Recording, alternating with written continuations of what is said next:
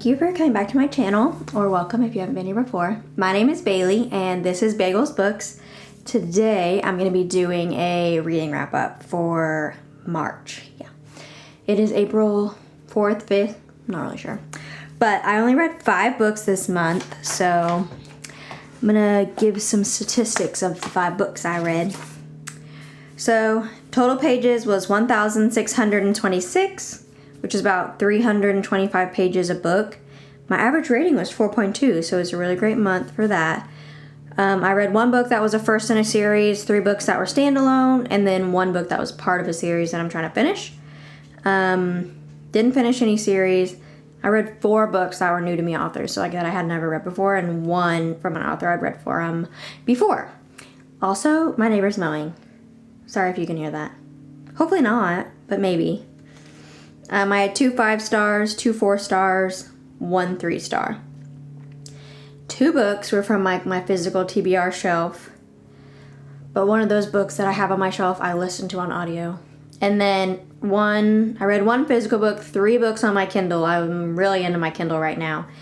And then 1 audiobook. And then I have a favorite, surprise, and disappointment books that I'll do at the end if I remember, hopefully.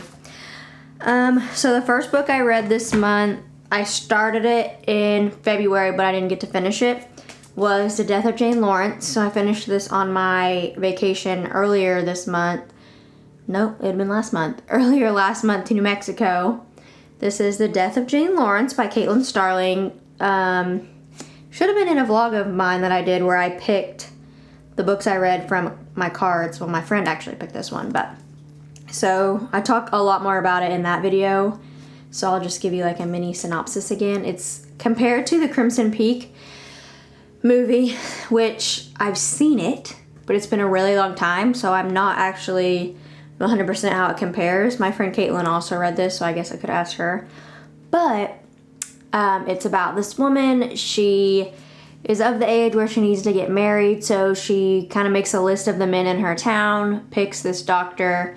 Lawrence, and she's like, hey, let's get married. And they make like a marriage of convenience, and she's gonna work for him, and he will he'll marry her so she won't be ostracized, and he won't have to find someone to work at his business because she'll do it for free.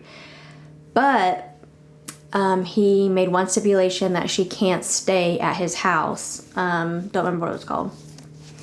His fancy house has a fancy manor name, but she can't ever go to his house, and he has to stay the night there every night, and she has to stay at the surgery where he does his practice, and she'll stay there and never go to the house. Well, the first night they get married, they go to the house. I don't understand.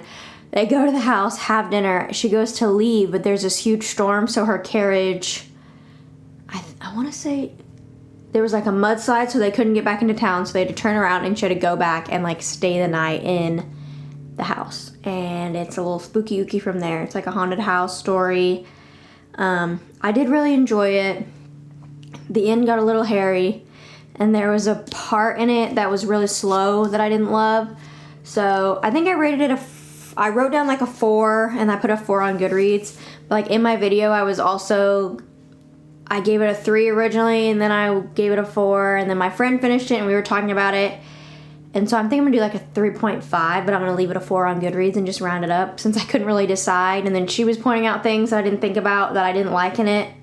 So I'm going to give it a 3.5. It was good, but it wasn't my favorite, for sure.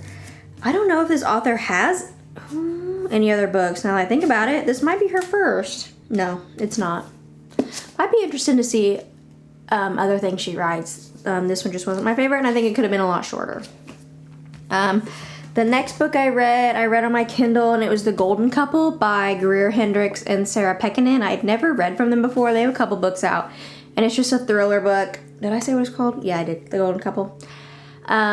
It is this thriller about this therapist, but she's not a licensed therapist. She lost her license for like super weird practices, but she still sees patients, but they know she doesn't have a license, so that's good at least. When I first went into it, I thought they didn't know, like they thought they were paying a therapist and they're not, but they know. that she lost her license, but she has this new way of like, I think it's 10 sessions, she said, and she'll solve all their problems in like 10 sessions. So she meets with this couple because the woman said she cheated on her husband and wants to do couples therapy. And like tell her husband she cheated on him, and then stuff just kind of spirals from there. It's interesting. Wasn't my favorite. I gave it 3 stars. It was just like an average thriller. I mean, I wanted to keep reading to see what happened, but I didn't love it. Oh, and there was like a bad guy, and he seemed super obvious to me. Like the whole time. I was like, obviously it's this guy. So when that was like revealed, I wasn't shocked at all. And then the next book I read is one that's on my physical shelf, but I listened to it on Libby.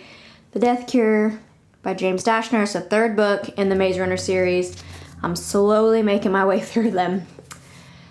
There's more than I thought. I found out the other day there's another one. So I think I have 3 more technically to read that are all in like the Maze Runner universe. This is the last of the like core trilogy.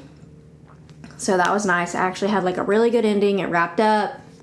There wasn't like a cliffhanger or anything like that. I really enjoyed this one. I think I gave it 4 stars.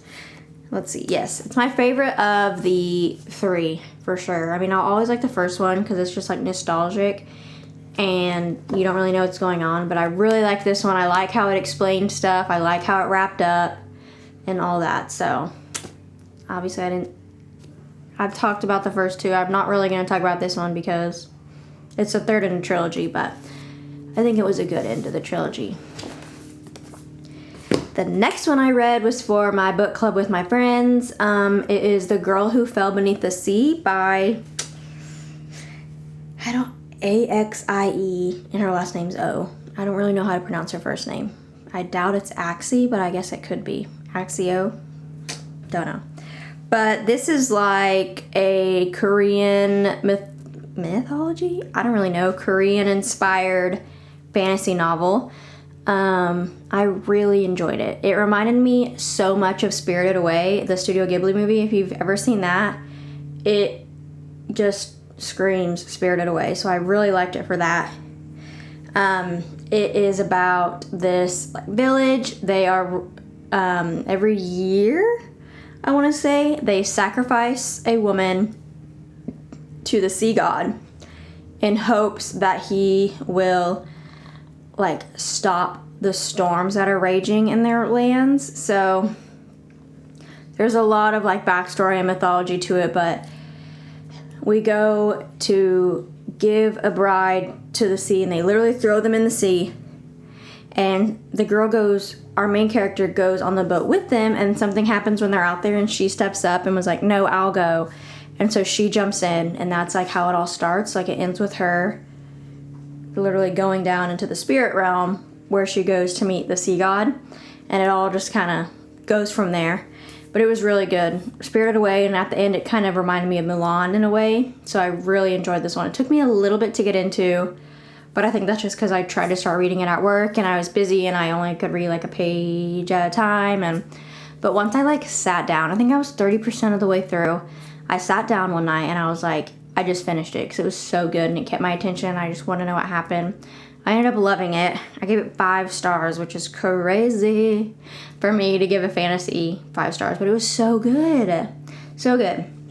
And I'm pretty sure when I looked on GoodReads, it said this one was number 2, which I don't understand. And then when I looked at the other one in the series, it's not even out yet. So I wonder if it's like a prequel. I'm not really sure what's happening. So this is the one I said was like me starting a new series because I'm not really sure what's going on. But this is the only one out right now. But I really, really loved it. So finally found a fantasy book I like, and it was Korean mythology. It was great. The next book I read was No Exit by Taylor Adams. I gave this book 5 stars. So good. This one's pretty well known, I'd say. It is a movie on Hulu, if you're interested in the movie. It is about this girl. She's coming home from college because her mom is going to have surgery, so she's trying to make it to the hospital before / like during her mom's surgery, so she's there for it. And there's this huge snowstorm in Utah, and her freaking windshield wipers like break off, so she has to stop over at this rest stop on the side of the highway and she has to stay there all night because her car's broke down, there's snow everywhere, there's just like no way she's getting to where she needs to go. So she goes outside looking for a signal on her phone to like call her sister and be like, hey, I'm not gonna make it, I had to stop, the snowplows will be here in the morning and I'll be able to leave. While she's walking around the parking lot trying to find a signal, there's a little girl's hand in the back of this van that she sees. So she looks closer and there's a little girl in a cage in the back of this van in the middle of a storm. So then she goes inside and she has to try to figure out who the heck has this little girl in a van and what the heck to do, because she can't find service. They're stranded. She can't like get her out and escape because there's snow everywhere. So it's kind of crazy. And I thought it was really interesting like how it was told, because at first I thought the whole book was us going to be in this rest stop, because there's only like 4 other people and her in the rest stop. So I was like, how are we going to spend this whole book trying to figure out which one of these 4 people has this girl in a van? But you find out pretty early on who has it, and it's more like her figuring out what to do, trying to hide the fact that she knows, and trying to just get to the, I don't know, I don't even know how to explain it, but it is extremely fast paced. There's twists everywhere, and it was really great. Like, the whole time I was reading it, I'm gonna curse, sorry. The whole time I was reading it, like something would happen, I'd be like, shit. Because she would just get herself in the worst situations. I did end up watching the movie right after I finished it. Didn't love the movie. Okay. It was fine. Like, if I hadn't read the book, I think it could have been an enjoyable movie, but I did not enjoy it at all compared to the book. And it's a really short read. Like, I read it in a day or 2, I think. It's really good. Highly recommend if you like thrillers and you want something super fast paced. That'll keep you entertained. That was it? 1, 2, 3, 4, 5. Yeah, that's all. So that was the 5 books. My favorite one was No Exit, I think, just because it was super fast paced, kept me intrigued. I love me a good thriller. The biggest surprise was The Girl Who Fell Beneath the Sea, because like I said, I don't read fantasy very often. I would love to, but I just don't find any that like grab my attention super well. But that one was amazing, so that was like a super surprise. I enjoyed it, especially because when I started it, I wasn't loving it, and then just like out of nowhere, I was obsessed with it. It like made me cry. It was so good. It was so good. I highly recommend it. Even if you don't really like fantasy books, it was so good. And then my biggest disappointment was probably the death of Jane Lawrence. I don't know. I wasn't obsessed with it. Like, the more time I have away from it, I'm just like, yeah, that happened. I didn't love it. It was fine. I liked the like haunted house vibes of it, but the rest of it, I didn't love. It took some weird turns. There was really long stretches that were super slow paced. I just needed it to be faster and a little scarier. But that was all I read in March. Now for April, I don't have a whole lot of plans. I've already finished one. I'm in the middle of my next book with my book club with my friends, and it's my pick this month. And shocker, I picked a fantasy. So this is crazy. I picked Legends and Lattes. Don't remember the author's name. I believe his first name is Travis and his last name starts with a B. Can't remember his name. But I picked this book because everybody I've ever heard talk about it loves it, and my 2 friends love fantasy books. So, for reading that, very excited. I'm pretty, like, I just started it. So, that's a book I plan on reading this month. I'm not going to tell you the book I already finished this month, but I loved it, is all I'm going to say. And I thought it would be super fun, because I don't know about y'all, because no one said anything, but I loved when I like picked a card and picked a book. So I'm just gonna pick one card and then pick a book that follows that prompt and try to read that one. I don't like making huge TBRs and like having a list of books I have to read during the month, because one, I don't know how many books I'm gonna read. I only read 5 this month. Like, I don't read a whole lot because I'm busy at work and I'm tired when I'm not at work. So I'm just gonna pick one and hope I read it. And if I do If I do good about reading the one book consecutively for a few months, maybe I'll add a few more. But we're just gonna do one today. We're just gonna do one. And I'm gonna shuffle it because I looked at the top one pretty recently just because I was curious. And I have to pick from my shelf. So that's one thing, because I need to read from my shelf. Because last month I only read actually one book physically, but, you know, I had the other book on my shelf, but I listened to it. Okay. I need to chill out on my Kindle, even though I'm obsessed with it right now. Okay, here we go. Let's see. I'll have you do that. Boom. There it is.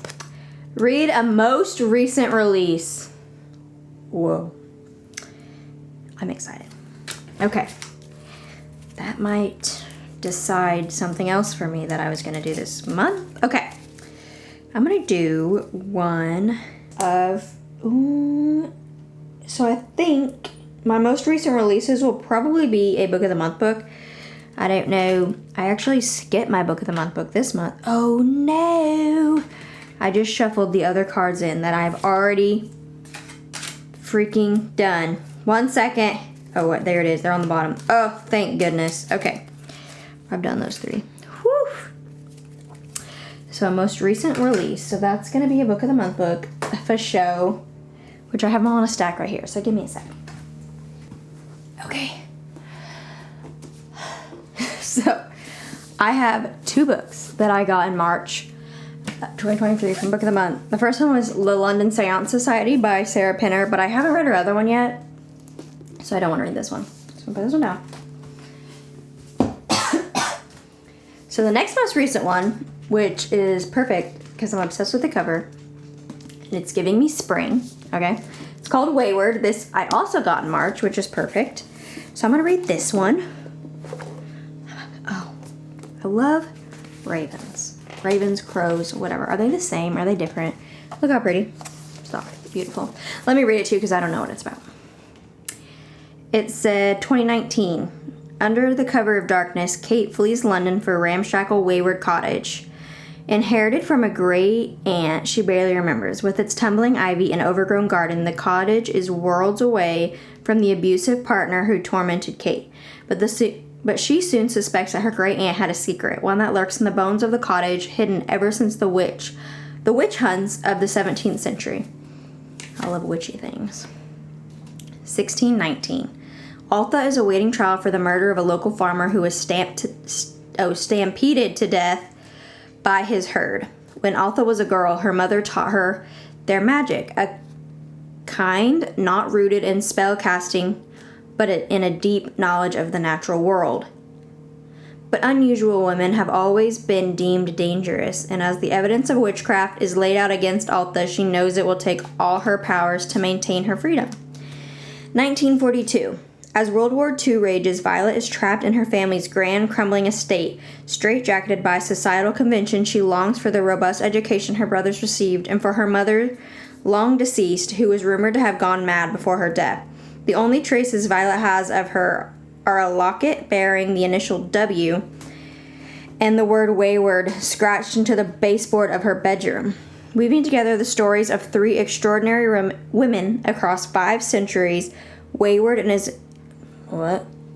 is an astonishing debut and an enthralling novel of female resilience. It sounds amazing. So very excited. It's pretty short, and it is a freaking debut, and it'll get a Book of the Month book off my freaking shelf. I get these, and I never read them. Not because I don't want to. Just because I'm really bad at reading the books on my shelf. So, very excited. I'm going to read this one. I'm so excited. Okay. Well, that is all for this one. What did you read in March, and what are you planning to read in April? And thank you so much for watching. Bye.